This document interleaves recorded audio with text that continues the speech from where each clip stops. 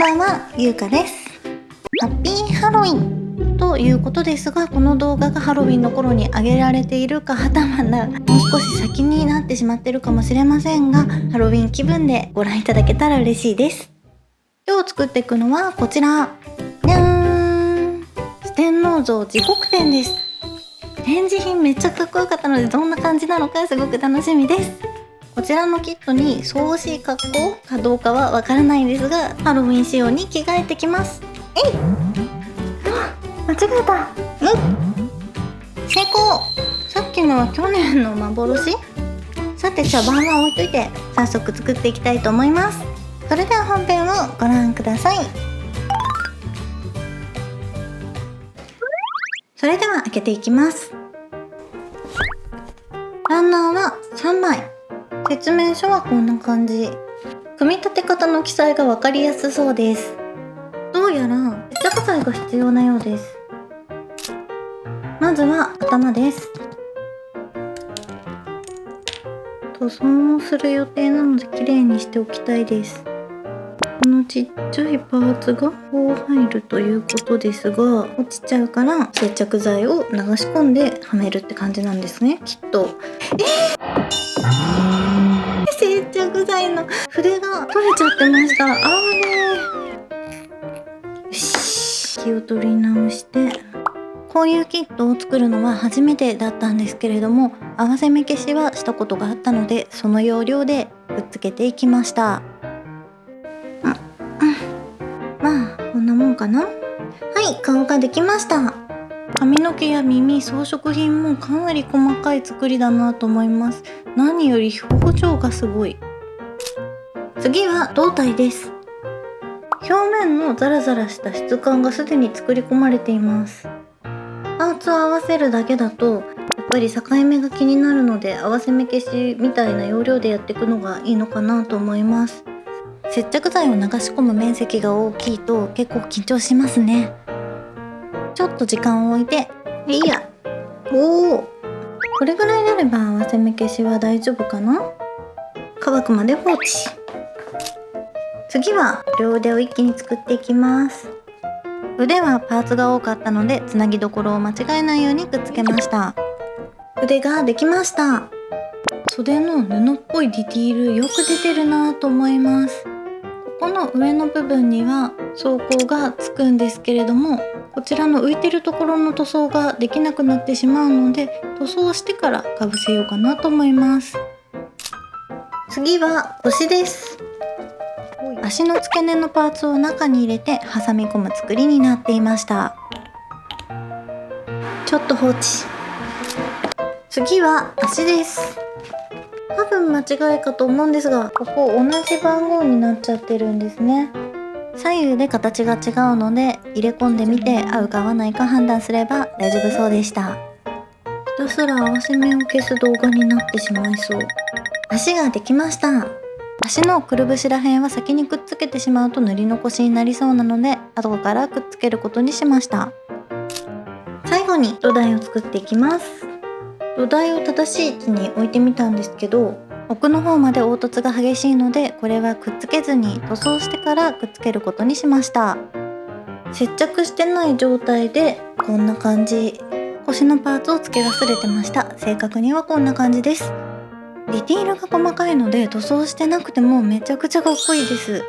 これ墨入れしただけでも相当見栄え良くなるんじゃないかなって思います。ここから後半の塗装パートに突入します。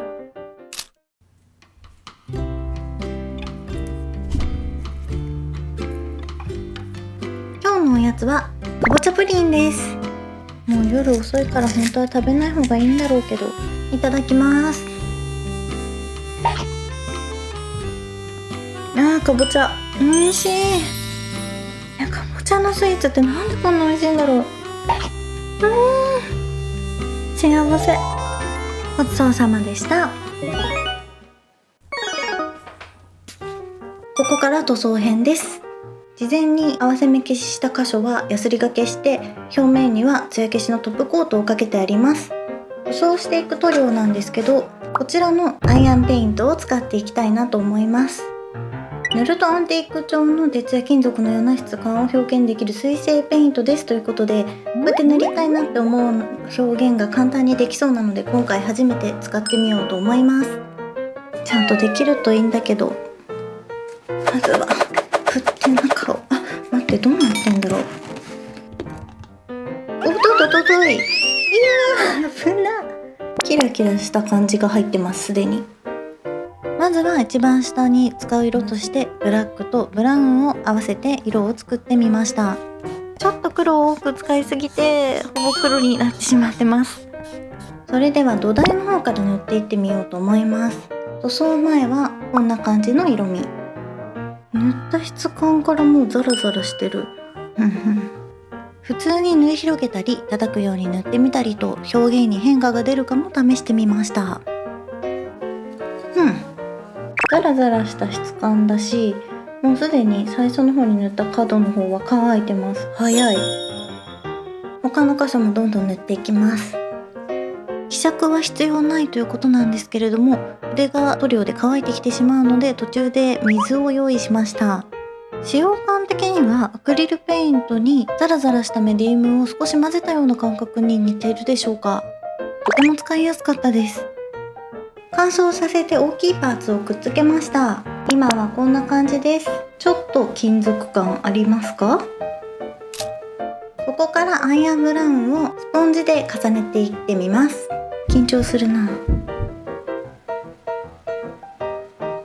でもあんまり、はい。先に塗ってある色とあまり差がなかったので、ここは臆せずに大胆に塗っていくことにしました。出っ張った部分や角張ったところには多めに塗って、なるべくランダムになるように気をつけました。編集していてこうやって傍目で見るとすごく雑にやっているように見えるのが面白いです。至って真面目に丁寧にやっております。はい、全部をくっつけました。今はこんな感じです。メリハリ出ましたでしょうか？最後にアンティークブロンズという色を使って上からまたポンポンやっていきます。今回はあんまり大きく塗りたくないからスポンジも小さめにしようかな。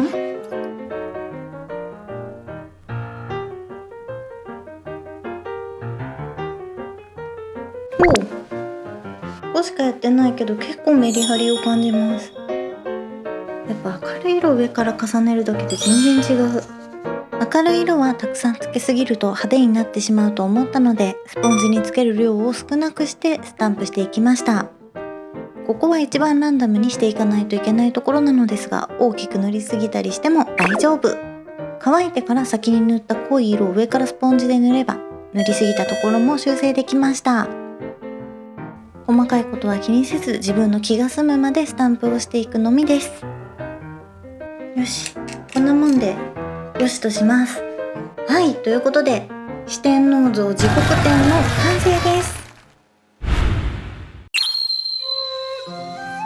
いかがでしょうか？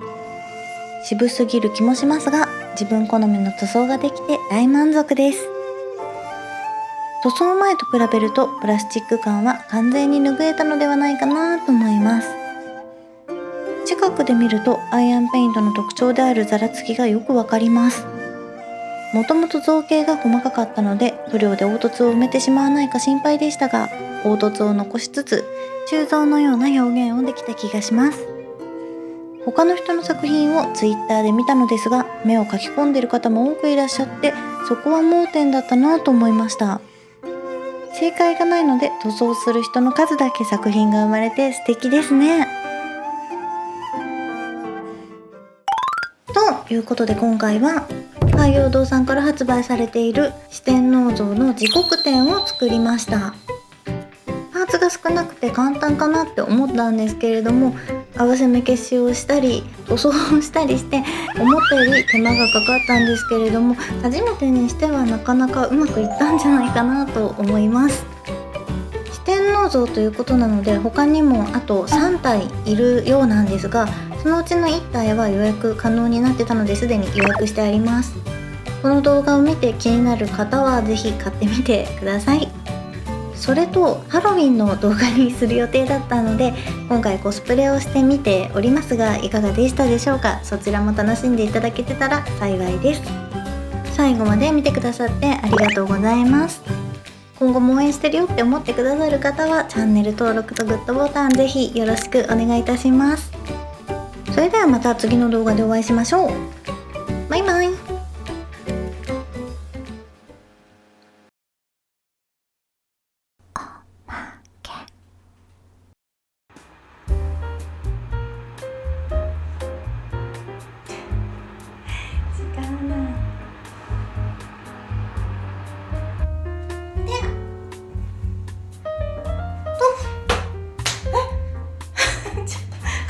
カバー飛んでっちゃった。やばっ。